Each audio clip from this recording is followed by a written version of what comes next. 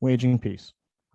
So hopefully by this time, with all the suggestions I gave you and a bunch of stuff you're going to discover on the way, because I'm often wrong about these things and contextually, but if you just try some of the methods I suggested, I guarantee you'll muddle your way through it, right? Typically building relationship and getting to know people, shockingly enough, works really well, right? So, but you've hopefully hit the ground running in the building peace or anti-racist educational ethic within the community you're assigned to. And I mean that in the cosmic sense, not like in the institutional sense. You've been like, I hate to break it to you, but you were the crack team of people that the creator chose for this time and space and history. Like at the beginning of the cosmos, when the stars were put up there, they said, we want Mark Broker, and we want Juan Carlos, and we want Janelle, right? And we want Lauren, and we want Gary, right? We want Mark Nelson, right? We want Susan, right? Right? We want Bishop Laurie. We want Melissa. We want Gwen. These are the people we want for this time and space. These are the ones we think can do the most good. Unless you don't believe in a loving God like that. Unless you think you somehow worship some God that has sent you down the river without the tools you need. I don't know what God you're messing with, but that's not the God I mess with. The one that I worship gave me everything I need if I just but look around me. And that's what this hopefully will start to do for you. So at the very least, you've now made a name for yourself, even if you haven't made too many friends in town, is the point. It's now to take what you have, no matter how much or how little, and start waging peace. And the first thing you want to look for is a temporal autonomous zone. I want to explain what a temporal autonomous zone is. This is a very important thing to the story I'm going to tell you, and then we'll get into it. Temporal autonomous zones were a socio-political theory presented by this guy named Kim Bay. Please don't Google what he did after this, because then you won't be able to stick with this. Kim was not a great guy. Can we just establish that not great people come up with sometimes good things? And that sometimes like me, I'm a much better writer than I am a person. Like in general, I know this about myself. This is my truth, right? But other folks, like can we just establish the fact that like really incredible things sometimes come from really broken sources? Example, Lutheranism. Just as one example, the reformers are not the saints we make them out to be. They just aren't. And that's okay. That doesn't change anything that we have, right? Our inheritance from them is much different than who they were as people. Anyway, this is a socio-political theory proposed by Kim Bay, an early anarchist scene in the 90s. It's the founding thought around ontological anarchy, if you're going to get real nerdy. And it's a socio-political tactic of creating temporary spaces that elude formal structures of control. So the essay uses various examples from history and philosophy, all of which suggest that the best way to create a non-hierarchical system of social relationships is to concentrate on the present and on releasing one's mind from the controlling mechanisms that have been imposed on it. In the formation of a temporary autonomous zone, Bay argues information becomes a key tool that sneaks into the cracks of formal procedures. A new territory of the moment is created that is on the boundary line of established regions. Any attempt at permanence that goes beyond the moment deteriorates to a structured system that inevitably stifles individual creativity. It is this chance at creativity. There is real empowerment. Bay later expanded the concept beyond temporary and said we have to consider that not all existing autonomous zones are temporary and there are permanent ones. And basically, what's a temporary autonomous zone? That's what happened in front of the Justice Center for 1 year.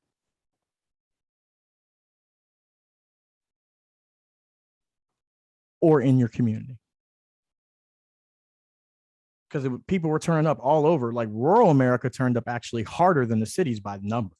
So like, I don't know why all these cities get to shine, by the numbers, rural America actually turned out in much greater numbers than most major cities,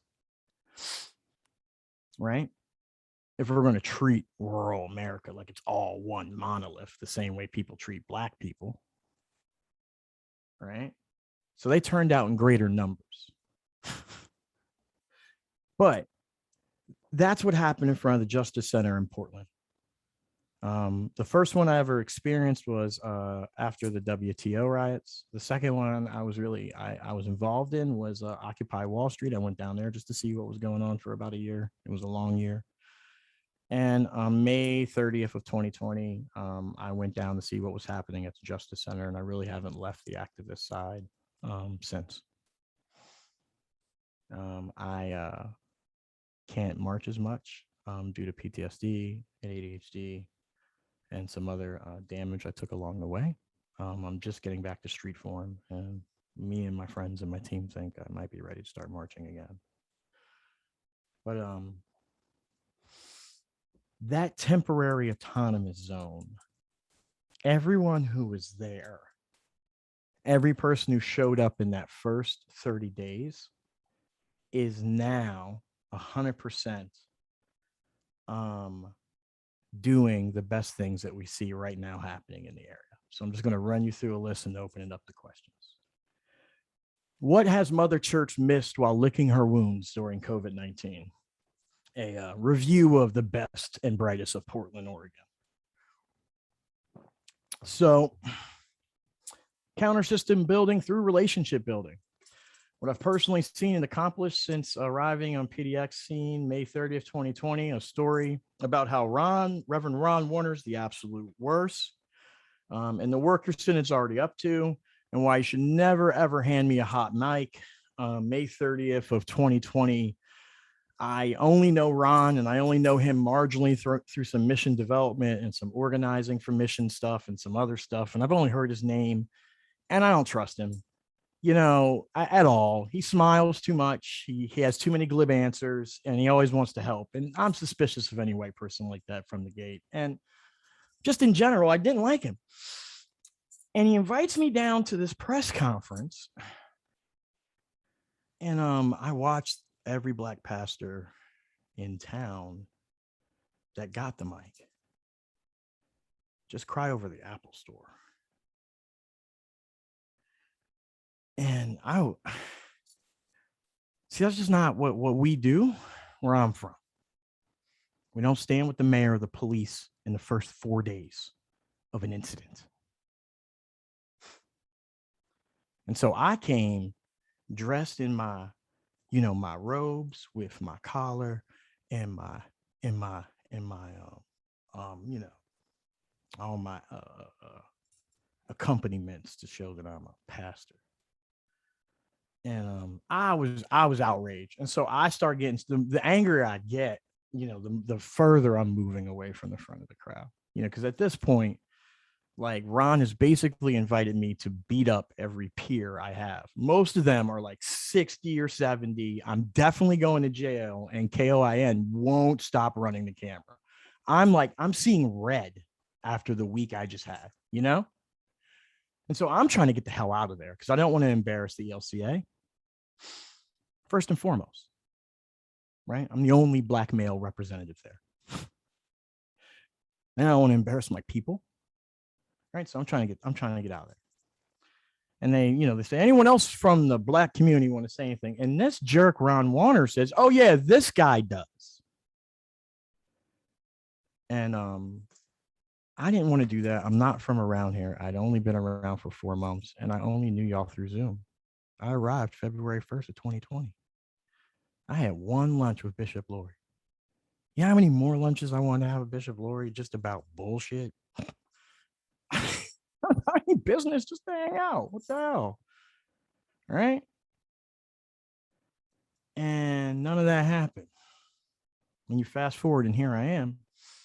Anyway, they give me the hot mic, and I lose my shit on basically all my peers. And accuse some of them, possibly live on the air, of being traitors to our people. I don't regret any of it. And I just want to say that what it ended up being was a great opportunity for my Black elders in the community, like Bill Sinkford, like Levita Gilmore, like other folks that you know and love, who are part of the Synod, part of the work that you already do, to really figure out who is this young firebrand who's out there with the people, right? And the stuff, and why is the stuff he's saying, what the stuff that he is saying so incongruent to what some of the more public and well-known Black ministers are saying, right? And so it was a good opportunity to learn from my elders. And I spent 1 year sitting under my elders and building relationship. Everyone wanted us to get together so we could build an organization to fix what was wrong in Portland. Do you know what we ended up doing? Just saving each other's lives. A lot of crying, a lot of holding each other, a lot of praying for each other, a lot of ups and downs. They walked me through a divorce, deciding I no longer wanted to be a pastor. These people are the dearest people to my heart now. And that was the important thing, right? What happened is that we released the only theological document written by African American, Black, or African diaspora or BIPOC folks that's actually not in line with the party line around the PPB or what Mayor Wheeler did. So I just want to read a little bit of that to you. And then this is the first thing we saw from this work in the temporal autonomous zone, if you're following my through thought. Okay. So we, the BIPOC Faith Leaders Laity Council for Black Lives, believe that all creation screams Black Lives Matter. We believe that the collective story and golden thread that runs through all faith traditions and sacred scriptures the world over is one of a liberating creator who steps into human history for the express purpose of salvation. We believe this salvation is the unfolding of a kingdom of heaven that is called collective liberation by peoples across the world. We believe there is no collective liberation until there's Black liberation. We believe that God is with the protesters. We stand in solidarity with them. We believe in sacred scriptures that over and over again recount the stories of prophets, martyrs, and for some of us, a Messiah killed by the state. We believe that policing in America is dangerous for Black and brown and indigenous communities, and the same unethical and unjust system makes policing in America dangerous for police also. We believe that we are trapped in the same cage together, and it's only through collective action, community building, and restorative justice can we find a way out as a country and, more importantly, as a people. We believe that the only solution to this national crisis is to defund policing as we know it in America by centering the voices of Black communities along with the voices of our indigenous siblings and siblings of color to envision a more just system of all, a system that actually backs the bold claims in the founding documents of this republic. We echo the calls on the ground in Portland to defund the Portland Police Bureau and re-examine the budgets of every community in the Pacific Northwest to make sure we are investing in thriving communities instead of policing. We also are a group who represent Black pastors from Salem, Oregon, all the way up to Seattle, Washington. So this isn't a Portland thing. These are your peers. We will no longer allow ourselves we believe all people are faith to call to witness and resist the state violence taking place as a reaction to the cry of Black Lives Matter here in the Pacific Northwest and at the time, Portland, Oregon specifically. We will no longer allow ourselves or our faith traditions to pit against one another or the people rising up all over this country. We allow our faith traditions ourselves to be pit against one another. We will no longer be tokenized or weaponized against our own people for the purpose of white supremacy. Systemically racist structures designed to divide BIPOC faith leaders and laity. We stand in solidarity. Hey, if you're looking for that land acknowledgement, Bill Sinkford did all the work. Take this picture. Here it is. Do that screenshot. Look it up. This is it. Here is your land acknowledgement right here. We stand in solidarity with indigenous peoples whose stolen land this conflict takes place on. We recognize the Multnomah, Clackamas, and if please someone step in and correct me on these because I'm new. Kalawelo and Cascades, bands of Chinook peoples, and the Tualatin band of Kalapeyua.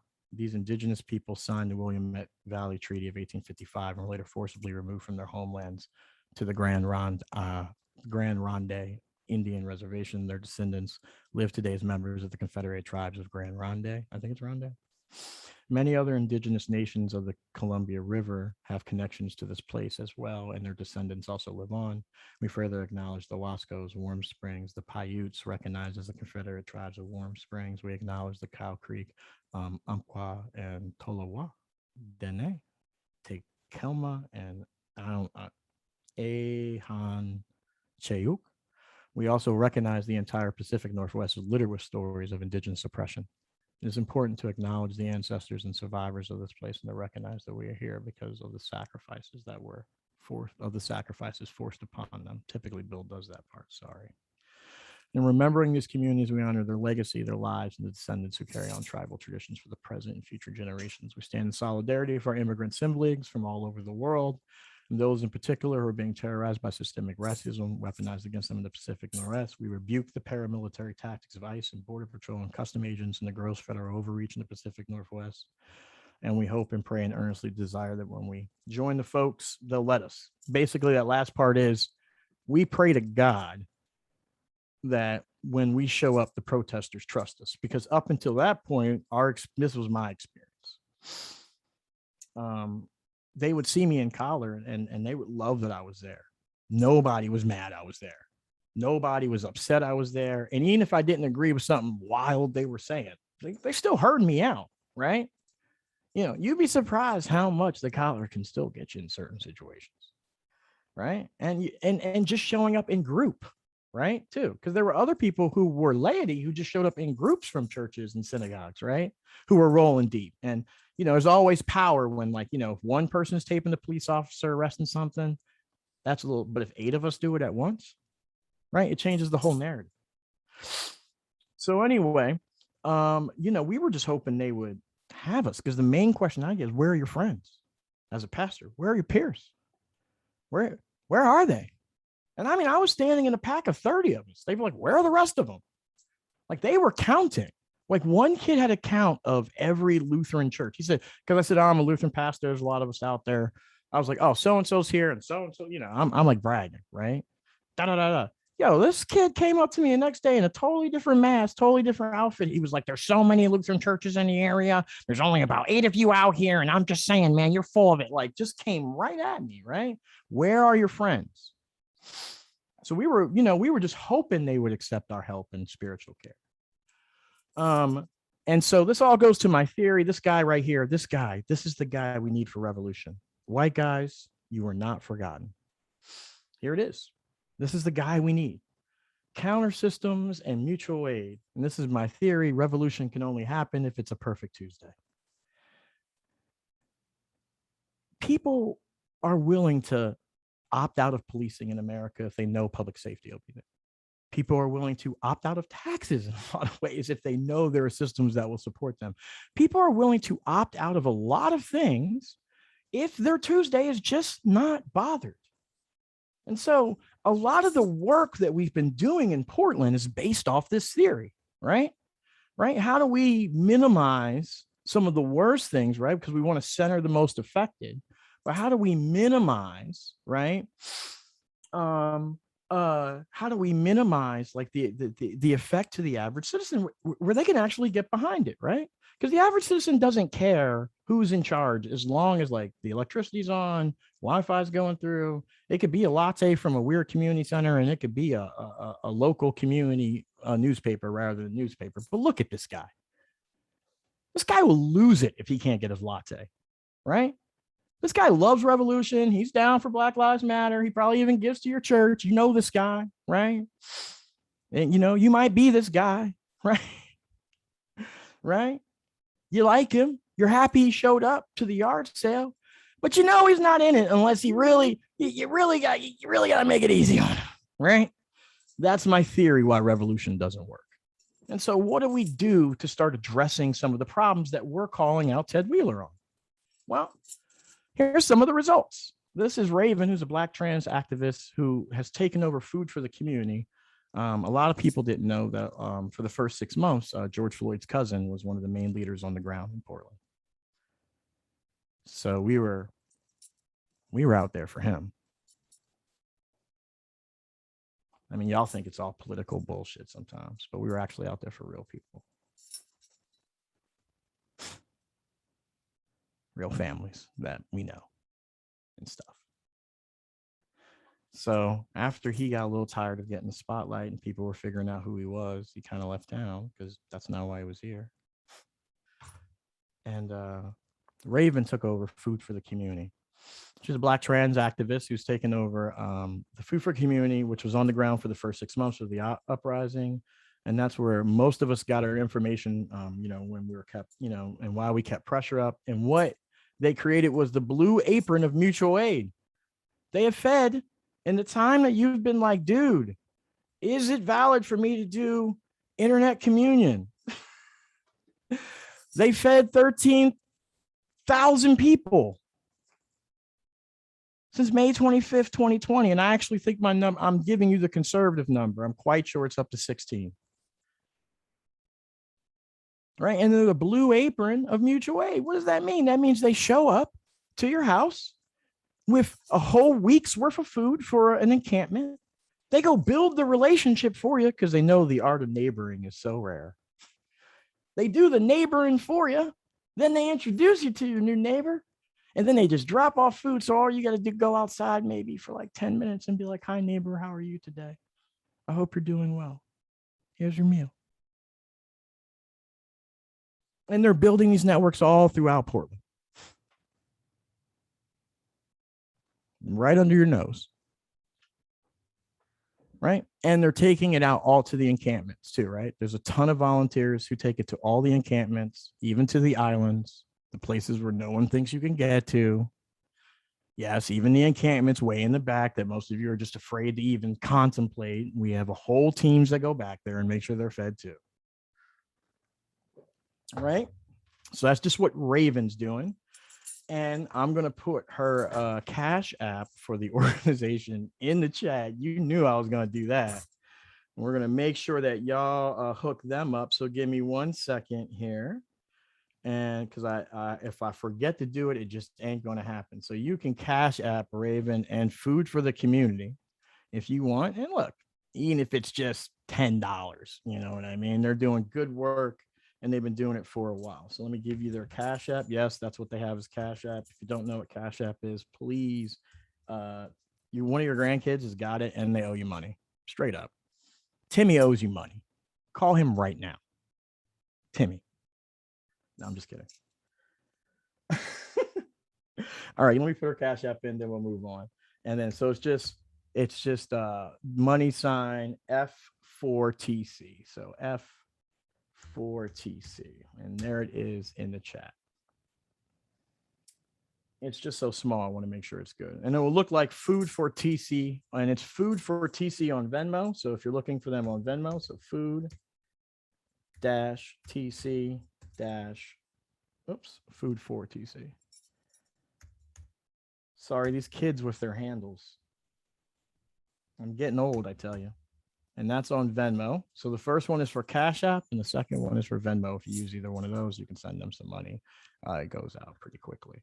The next result that we see is impending, the impending housing crisis that everyone's pretending is not going to be destroying most of the American economy in like 60 days. But okay, this is like it's just like one disaster after another, right? Now let's talk a little bit about this. Kate Brown's mandate, we know runs out January 1st. We know that most of the county money is going to fall apart, and we know the infrastructure bill is not coming to save people, right? So we know we have hundreds, if not thousands of families in our individual communities facing some state of houselessness. Houselessness is not always living in your car. Houselessness is not always living in a tent. Houselessness might be like living in a hotel for 3 weeks while you try and get another apartment because you can't find anything because everyone else got thrown out of their apartments all at once. And, a bunch of realtors are maybe running 30,000 pieces of credit at once. Like, it's going to be a nightmare out there for people, folks. Right. And so a group of PDX activists have found a loophole for some of the folks who have had some chronic houselessness. And basically, there's a law that, like, if the house is on wheels, you can put it anywhere. So we've just been building tiny houses and putting them on wheels and moving people around. If you want to help with that, I can help you connect with those people. Maybe you have a parking lot. I don't know. It's a bit of a shuffle, but it's working right now. So that's one of the things that we're seeing right now. So we're having teams build the tiny houses, then move them around and make sure they get connected and make sure they're still connected with the mutual aid folks who are feeding them and the other organizations we got them with. So it's a bit of a shell game. We're creating a healing circle. So a group of interfaith leaders, healers, mystics, medical professionals, and religious leaders from varied traditions will gather to offer a once a month open spiritual and emotional healing space.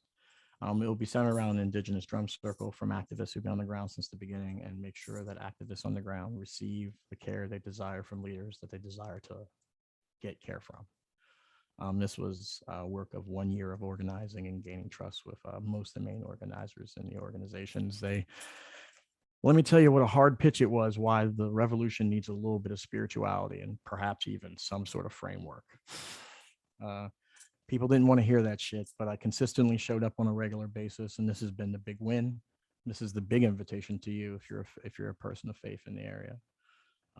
Once we get these healing circles going and a few other things, you're also invited to help Raven. Raven would love for you to show up, volunteer. We've got 3 or 4 local farmers who are growing food for her. I mean, we've got all kinds of levels of stuff you can do. Public safety based on Black liberation. So this is our friends, the Patriot Prayer, and as you can see, he is praying in their standard way. That's beating a Black activist in Portland. And so this guy here, well, screw that day. Anyway, a group of over 100 activists have taken medic, safe intervention, and mental health crisis, and de-escalation, gun safety, and public safety training, and have been the main leaders keeping the incidents you're seeing on the news and the people marching safe and not worse than what they could have been. And not just from an overzealous Portland Police Bureau, but also white supremacists, while trying to keep the average community member safe. This has led to a more extensive training than everything except combat, since that isn't our focus, than the average Portland Police Bureau member has. I want to repeat that. The average person who are leading the marches have more de-escalation, more mental health training, more medical training, more psychosocial training, and more constant continuing education than the average Portland Police Bureau officer. That's what we're doing. We're educating our side and trying to keep violence down. They're mostly, well, you can judge what they're doing themselves. You're all intelligent people. Lenny, 5 more minutes. Yep, sorry. But we might beg you to stay a little bit longer to take a few questions. Absolutely, I will. Great. I'm sorry I took so much of the group's time. Long-term care for activists past the 100-day mark. We know that once an activist goes past the 100-day mark, we discovered this in Ferguson, and then it was followed up in Baltimore. For some reason, their life falls apart. We don't know what it is. Either like me, they have a break, which I did, pretty public one with my PTSD, or they have a medical issue, or they end up getting arrested, or some, like the one kid in Ferguson who killed himself on the state courthouse steps because he just was tired of seeing injustice, just shot himself. So we don't know what it is about past the 100-day mark, but we have a good team of people who are stepping in, intervening, and helping people rebuild their lives afterwards. And why is supporting these leaders so critical? Why would you want to support someone who went to jail? Why would you want to support some person who's tearing up your city? Why would you think that? Well, there's why. We're supposed to be investing in the future. How are we supposed to find the John Lewises if we think they're all Antifa? Jesus. How are we supposed to find, it's just a real simple thing, folks. I mean, Mr. Rogers told me to look for the helpers. You got to get out there to look for the helpers. And so that's why it's important to be, these leaders can become the people who could reframe our republic. Within 30 years, John Lewis is doing this. This is his mugshot. No one would have thought that kid would have grew up to be the Honorable John Lewis. Anyway, and that is the presentation. The last thing that we're doing, that we're asking your support, is we believe that we finally have Letha Kimmons convinced to start a mother circle. She is the mother of Patrick Kimmons, and she wants to start a foundation that's sole purpose is to train mothers to be prepared. So basically a response team that can help mothers who went through the same situation that she went through.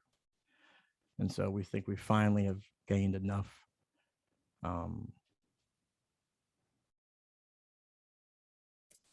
ability to have these mothers trust us in a really tough time for mothers to trust us. If you've been following the news around the country, it's hard to, a lot of people are trying to take advantage of the death of their children.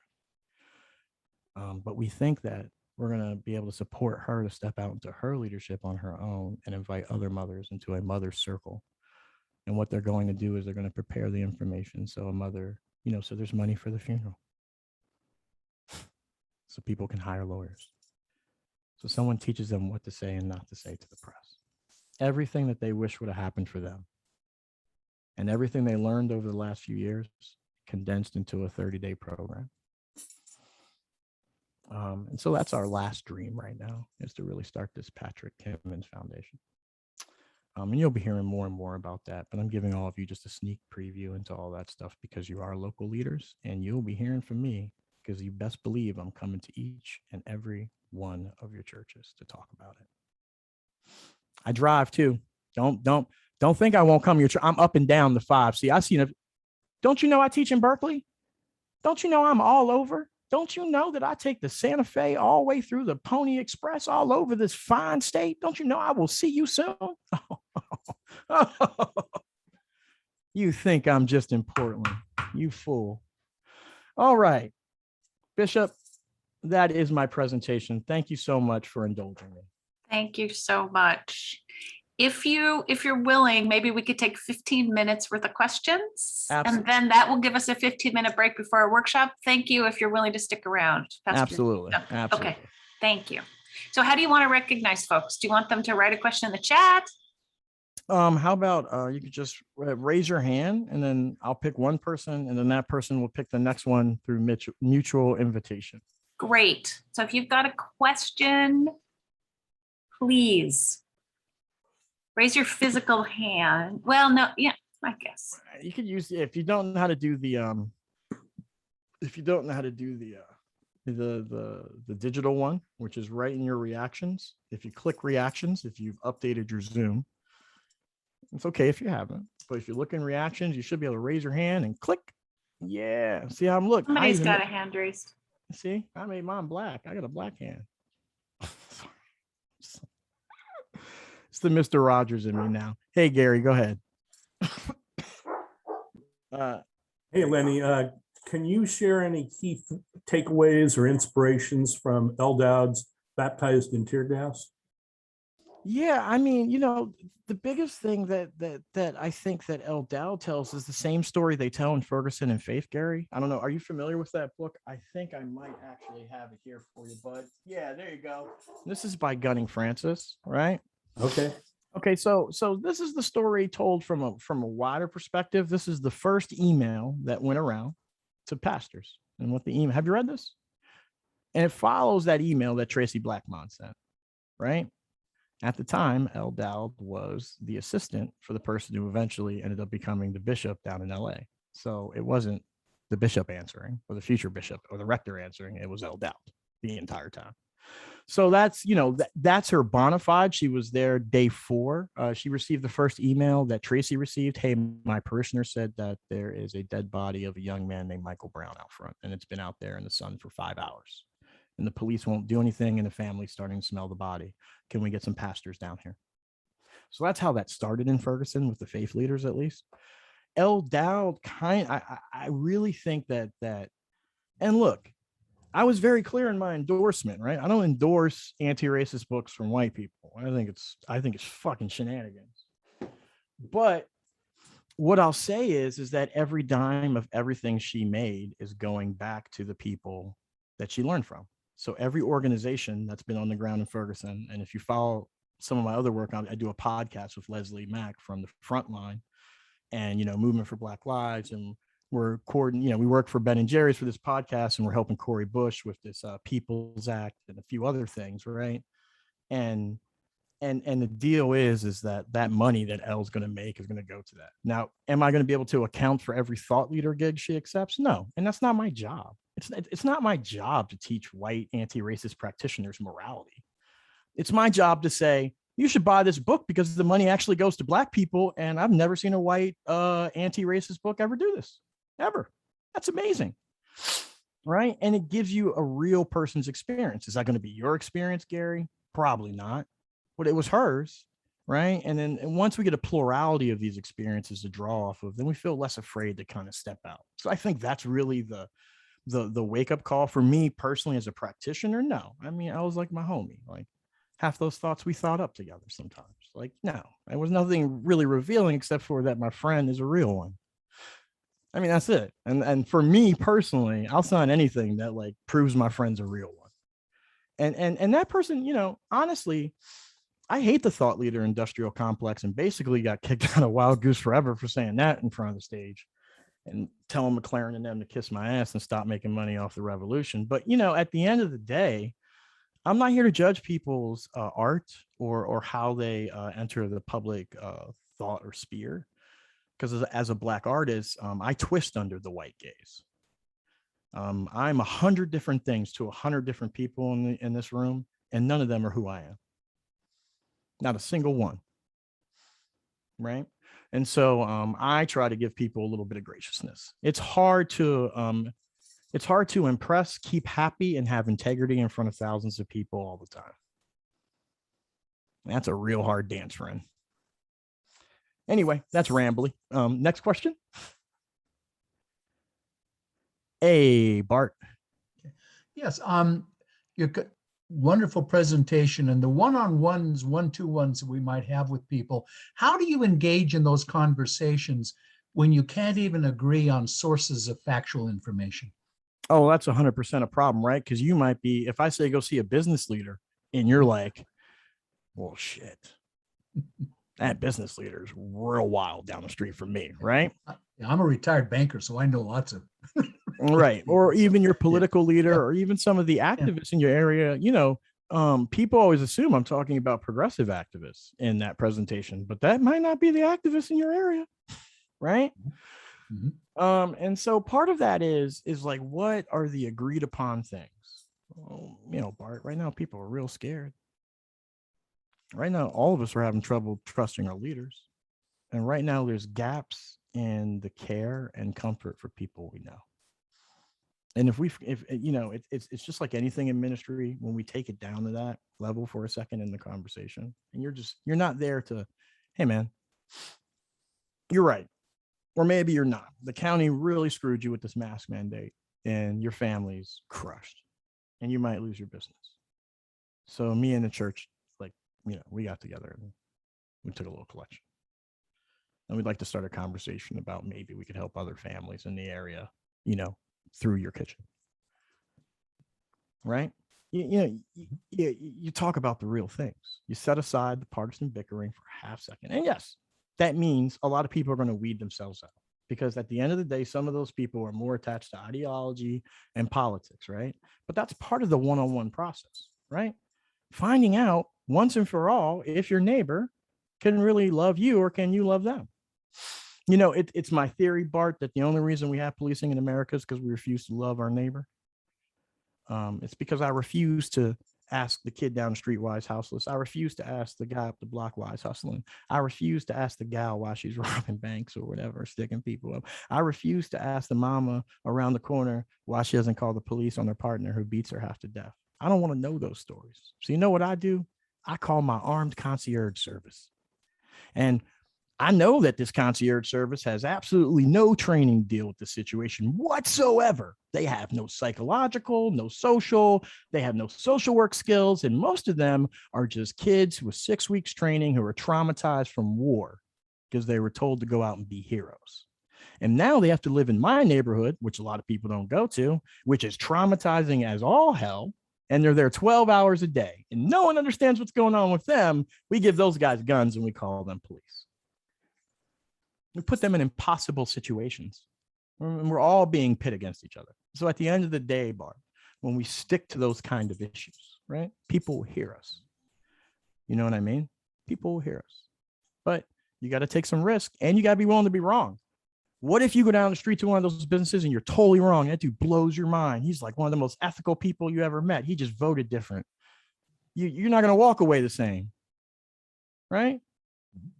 It's possible. Thank you. Yep.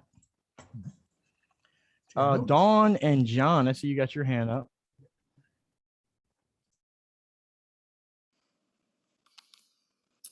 When I was listening to you talk about liberation, I thought about Martin Luther on the freedom of a Christian. The Christian is perfect Lord of all, subject to none. And then when I listened to words about being active and creative, I thought about his statement on service. The Christian is perfect slave of all, subject to all.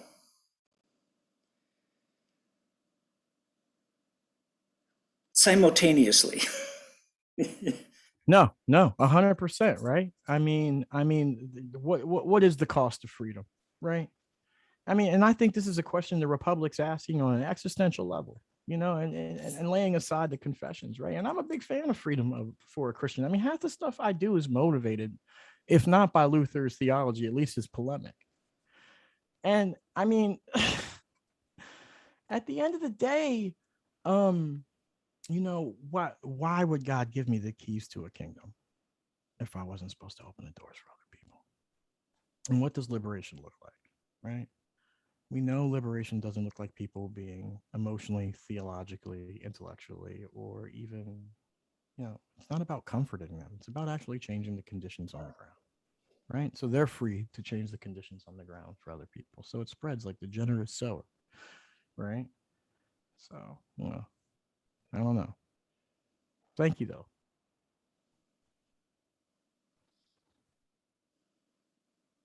Anyone else?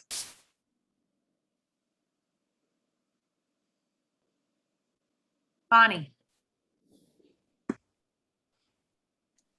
I drive to Portland to go to work, and I come through Oregon City to Malino, Oregon, and I have to drive to come home. I have to drive past flags, Biden sucks, and a house that's covered with 30 or 40 American flags, and I have to drive past trucks who try to run my blue car off the road because I have Christ the Healer on the back of my, car. I'm just afraid to talk to my neighbor. Bonnie, thank you so much for being honest. Thank you. Seriously, thank you. Right? Because that's the thing, right? It's our fear right now that's keeping us trapped. And it's a scary time and a dangerous time. Bonnie, I just want to, before we close out, I just want to propose a different proposition to you. Perhaps if you, I find it comforting to believe that the Republic actually died January 21st, 2021. And for me, the principle of the American Republic is that there's only one sacred miracle that ever happened. And as a Black man, I believe this to my bones. And that's that a sitting general turned over power to a civilian government. It's never happened in world history, and we made damn sure it never happened again, in my opinion. Now that's up for grabs. Perhaps if I readjust what victory looks like, Bonnie, victory is moments like this. It's the community we build, and it's the things that we can hold on to. And stop trying to grab onto the great big things. You're not going to change that neighbor with all that crap over his house. You're not going to change the guys who are clearly trying to do violence to you, right? You're not going to get those maniacs to pull down their flags, but you are going to find people who are going to need your care, your comfort, your wisdom, and your love. And you have to keep your eyes open. And to do that, you have to be in the fray still, unfortunately. And that is a scary proposition in these times. And I would never lie to you. So thank you so much for naming that for people, Bonnie. But I Let's find see it, what, sorry. Yeah. One more question. I didn't Yeah. mean to interrupt you. yeah, but you know, I find that comforting. I find it comforting that I got to live in those times. I mean, you think about it, man. The only reason we even know of Rome is because of Homer, graffiti and poetry. Great empires sometimes come down to that and weird statues. And we're living in a strange time, but I'll tell you that the church in Christ has seen it all. Come and go. And whether the church itself will exist, you know, remains to be seen. Carol, and I'm done. Carol. You said, why would God give us the keys to the kingdom? And then I didn't catch the rest of it. Please. Oh yes, and not want us to open the doors for others. It just doesn't make sense. And by the keys to the kingdom, I don't mean just telling them about Christ. They've heard of Jesus, and let me tell you, he ain't got a good reputation. Someone beat you to the punch. You know, and my last joke before I go, and the reason someone beat you to the punch is because I don't know if this is like an inappropriate joke anymore, but what do you get when you cross a Lutheran and a Jehovah's Witness? Someone who knocks on your door and doesn't say anything. And that's why so many people beat us to the punch. Right? That's why so many people beat us to the punch. So we got a lot of cleanup to do, folks. You know, and sometimes the cleanup isn't talking about your faith, isn't saying you're different than the other Christians. It's showing it. Showing up with water, it's showing up with relief. And sometimes it's just not talking about theology and just being there every day. A lot of times the best stuff I did is I was just there 14 days in a row. And everyone started to tell me everything. And then they started listening to me. Anyway, thank you so much for your time. I hope your Synod Day of Learning continues to be a day of learning. Y'all are rad. You're a very attentive bunch. And thank you. Thank you so much, Pastor Lenny Duncan. We're grateful. I'll see you around town. Stop me. I'm not as mean. Don't believe my Twitter. I'm like a big Teddy. Ask Melissa. I mostly just hang out with 4-year-olds in this weird intentional community and like walk around and pick flowers and stuff. I'm like real mellow. So please just stop it. All right. You'll be all right. You'll see me around town. And you'll see me up and down the 5. I saw someone make that face. Oh man, I can't wait till I'm in your church. All right. I'll see you later. Thank you for being a friend of the Synod.